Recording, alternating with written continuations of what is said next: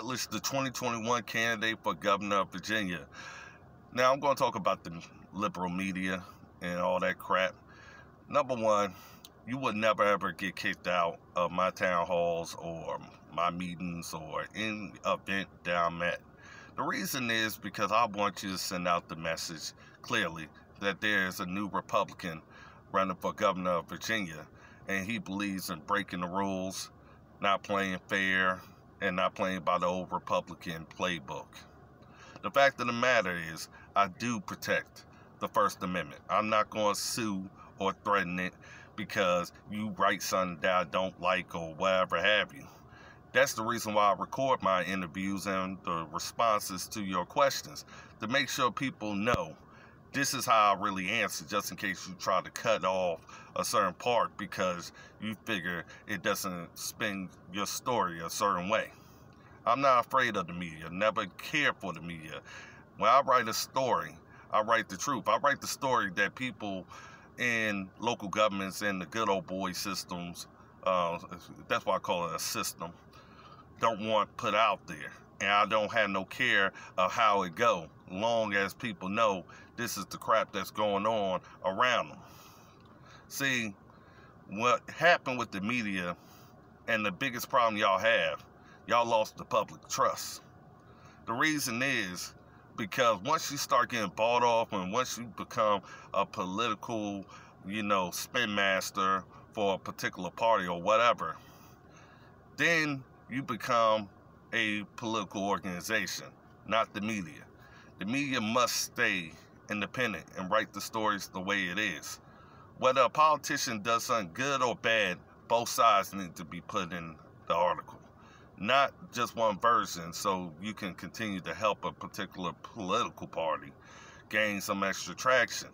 The fact is, we as politicians, we as candidates, we as the people must have the real story out there. The fact is, sugarcoating or embellishing or exaggerating articles has caused the media to lose most of its respect. The fact is, y'all allowed it. Y'all allowed local governments and the good old boy system to trash articles that was unfavorable to a public official or a public servant. Regardless of the situation, while trashing millions and millions and millions of Americans all over the news in whatever way so you can sell articles or newspapers or whatever have you, and you felt like it was your bread and butter. I understand. I don't control the media. I tell the media when y'all interview me, I don't care to know the questions in advance like the other politicians. I don't care. To me, I want every interview to be hard-hitting. I want every interview to have gotcha questions. I want every interview to not make it easy on me. The reason is because it makes me better, a lot stronger, and a lot more focused on exactly what you animals decide to try to do. I've seen how the media works, and it paints you into something that you definitely is not, no matter what race you are. The fact of the matter is, it's all about sales. It's not about the truth anymore. It used to be a time period where the media used to put out the story and didn't care who it hurt or who it helped. The fact is, a story that was worth writing had to be written and had to tell the truth and have the same liability that all others get when they decide to publish. But the fact of the matter is, it's not like that anymore. Right now, it's full of basically saying whatever party is right, and whoever I'm going against or whatever is paying off my advertisement or sponsors, whatever helps them, I'm going to help them out because I got to keep the food on my plate. See, the reason why the media has the problem with me is because the stories that they want trash, I put out there. And I have no care or sympathy for who it hurts or not because my country is more important than their feelings. And they could cry. I'll give you a tissue and look at you and say, toughen up because you're too soft for this. That's why I'm running for governor of Virginia. Because it's about time, not only do I protect the First Amendment and your right to report the way you want to report, But the fact is, it gives me the same opportunity to do the same thing. I'm sorry that there's thin-skinned politicians and the rest of them that get all hot and bothered and they crack, snap, and pop as soon as y'all come through for an interview. But you know you don't get that with me. I just say, just bring it. That's what people want in Virginia. That's who they want as a leader.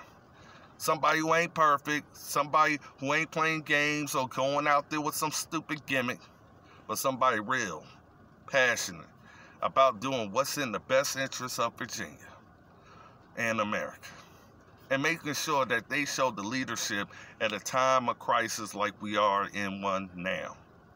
They don't have the time to wonder about which political party somebody's on or what they are doing or planning or strategizing. They just want to know the truth. What are you going to do for this Commonwealth and for this great country? And that's exactly what I do. And that's why everybody's talking about my campaign and my race, because they're saying he ain't kissing no ass, he ain't carrying out no jock straps or carrying some politician's water. He's being himself at all times. Whether you like it or not, he tells us the way it is. And I'm consistent about my views and what I plan to do for Virginia. We deserve nothing less.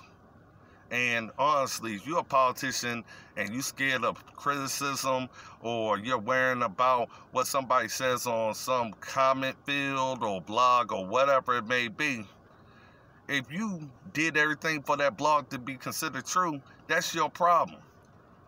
But the fact is, it doesn't matter what they write, it doesn't matter what they say or try to do. The fact is, too many politicians trying to copy another politician instead of talk about what they are going to do.